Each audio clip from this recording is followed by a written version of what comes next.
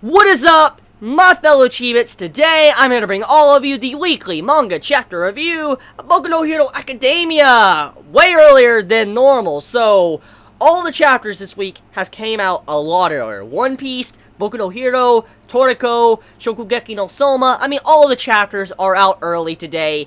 And so, as always, early chapter reviews. Personally, I wasn't even aware the chapters were out until I decided to, for some reason, it was just aching me inside. I decided to look when I was about to sit down and watch Fate Khalid today, but then I realized the episode was delayed, so I just went to check and see, like, what's going on with the chapters. I had, like, this feeling, and I found out chapters were definitely out. So, One Piece, Boku no Hero, and Toriko are out, and here I am to give you all the weekly manga chapter reviews.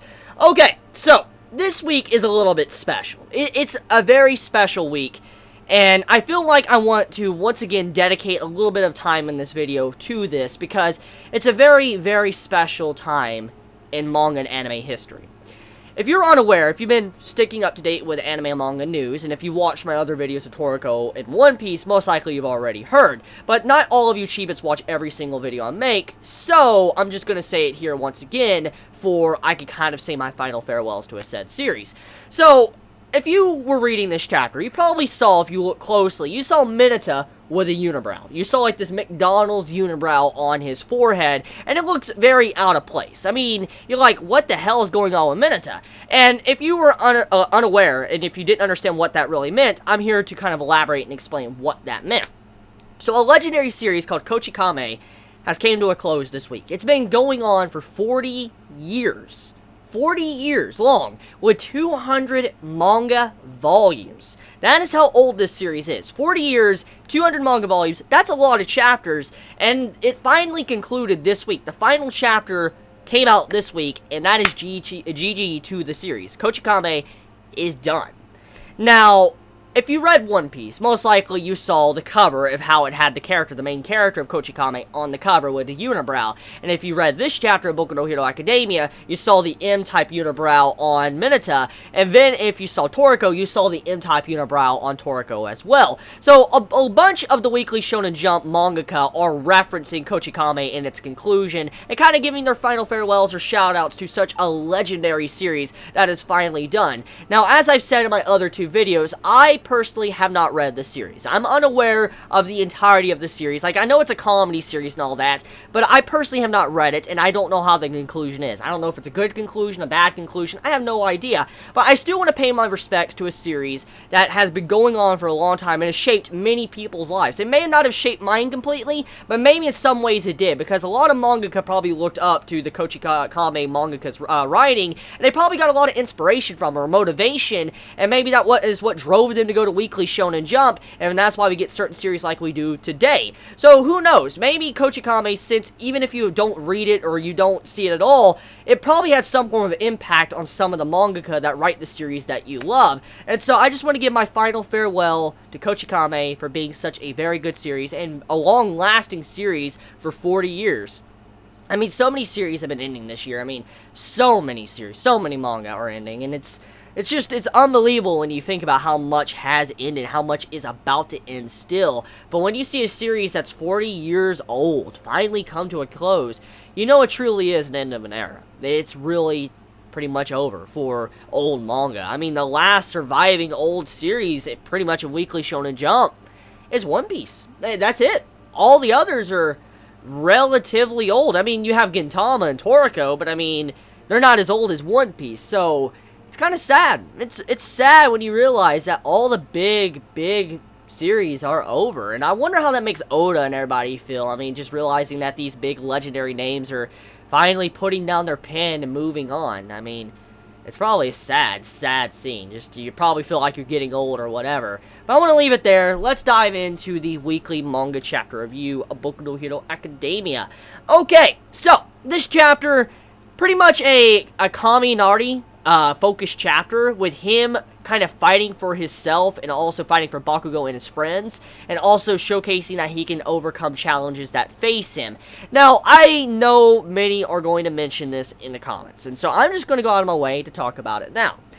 I know there's been some form of fury going around right now on the internet and all that, because I've been messaged constantly on Twitter about it, but apparently Kaminari is supposedly the traitor amongst everybody, and I personally haven't looked too far into the fury myself, but there was many that was saying that this man is the traitor. He's the one that's going to betray everybody, and that's what everybody is thinking. Now, like I said, I haven't really dived into the fury and all that and seen all of the evidence that's been building up, but I know many are going to mention it right now, and I'm just going to say, yes, I hear you loud and clear. I know about it. I'm not blind when it comes to this information many have been saying. It just, I'll see how it turns out. I'll see if it really goes down that route to where Kaminari does turn out to be a villain or a traitor or whatever can possibly happen in the future of Boku no Hero Academia. But at this time, no, I have no idea.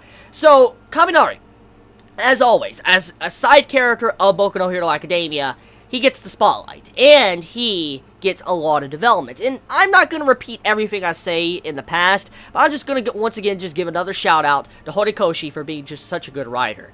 Once again, the man focuses on side characters, and he continues to do it. He continues to focus on side characters, he continues to give them development. We don't always need to have Izuku on every single chapter to have a good chapter. That makes me happy. That makes me very happy. And with that, I want to conclude my thoughts on that part, and that segment of this video, because I've said it before, but just Horikoshi, just such a good writer, just being able to do something like that.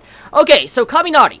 This man, he is pushed into a corner because Bakugo and everybody else is literally becoming a human flesh potato. They can't even move. They are stuck, they can't move, and it's up to Kaminari to save his friends and save everybody else and be able to get past the elimination round to where they can move on to the exam part 2. So, Kaminari, he lets us know that this man, behind the scenes, he's actually been trying to find a way to where he could use his lightning better, his Quirk ability. As we know, Kaminari couldn't really control his ability, and every time he uses his ability, he gets a little bit more brain dead.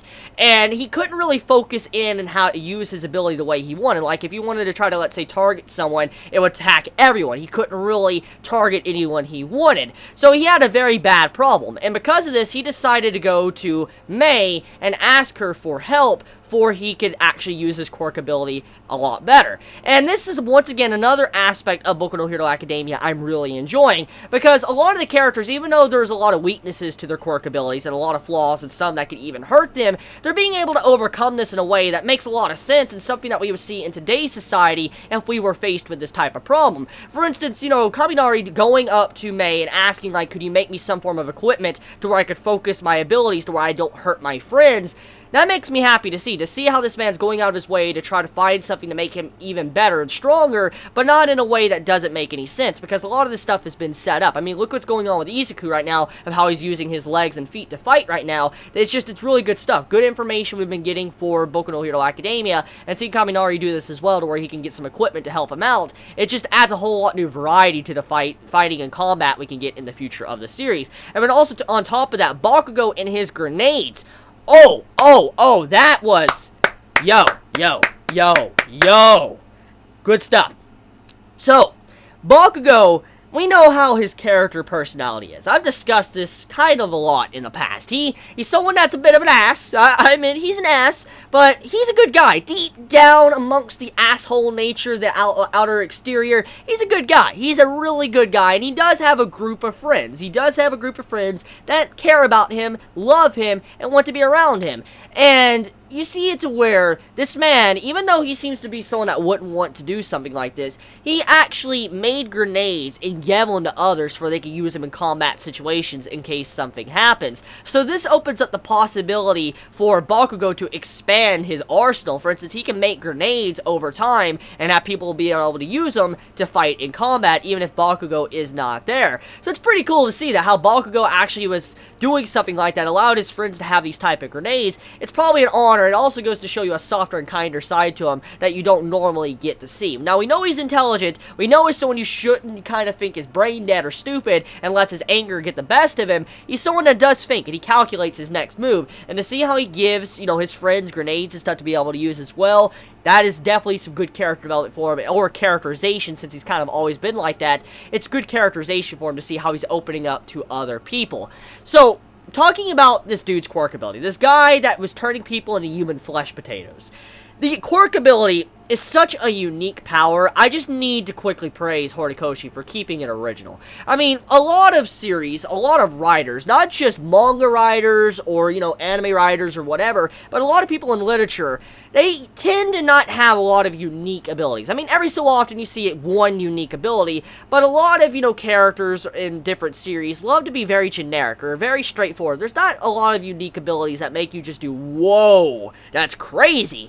And seeing this dude, this character having the ability to literally manipulate flesh. Like, he literally manipulates flesh, he can move it around and that, and if he loses concentration, it goes back together, but he can manipulate flesh and turn you into a freaking potato.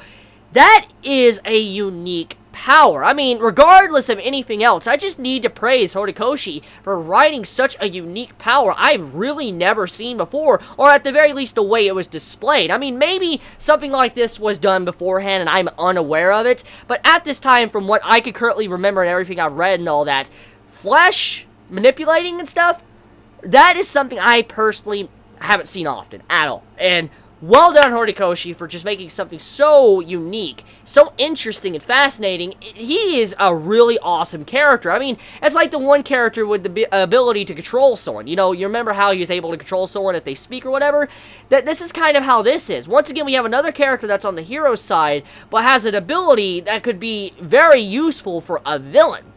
I mean, think about this, okay? I'm just going to throw up an example here if this character was a villain. Let's say this man was a villain, and he was amongst a street of people, or, he had a hostage situation, okay? He could rip out someone's heart and hold it, or their brain or whatever, since he can manipulate flesh, he can move it around or whatever, he can push it to where they're on their side, and then he can literally kill them easier than normal. Like, he can manipulate where their body is, where their organs and stuff is in their body, move the flesh around. It's a terrifying ability for a villain. I mean, that's a really dark image when you think about it like that. This man can move your flesh around to where maybe your bones are sticking out and stuff, and you can't even move. Just think about how horrific that would be. So this character, it's kind of amazing how he's not a villain. He's actually a hero. Even though he has an ability that would be best suited for being a villain. It's interesting. It's interesting to say the least. So, anyways, the fight overall, it ends into where Kaminari, he actually overcomes him, and Bakugo and all of them, they wake up as well, and they manage to finish them off. And from the information we gather at the end of the chapter, apparently, majority of UA, they passed, and everything is fine. Everything was okay, none of them were eliminated, and they managed to carry on into the next round. Now, speaking of the next round, we have the introduction with these, new characters that are kind of old people and children, and I don't know how to interpret it. I don't know exactly what the next exam is going to be, because if this was a traditional shonen, I would say most likely those kids and old people are retired heroes. They most likely are retired heroes, but I would say that they're probably going to beat the shit out of a cast of characters. They're going to be in some form of fight with them. But since this isn't a traditional manga shonen, I don't know how to interpret it. It could go down that path where, they're trying to fight them, or it could go down a different path. Maybe they're trying to save them. Something like that might happen. So, yeah, the information of this chapter, pretty good. Can't wait to see what happens next. Let me know your thoughts in the comments below. You'll have a wonderful day or night wherever you live. Please be safe. Chibi out.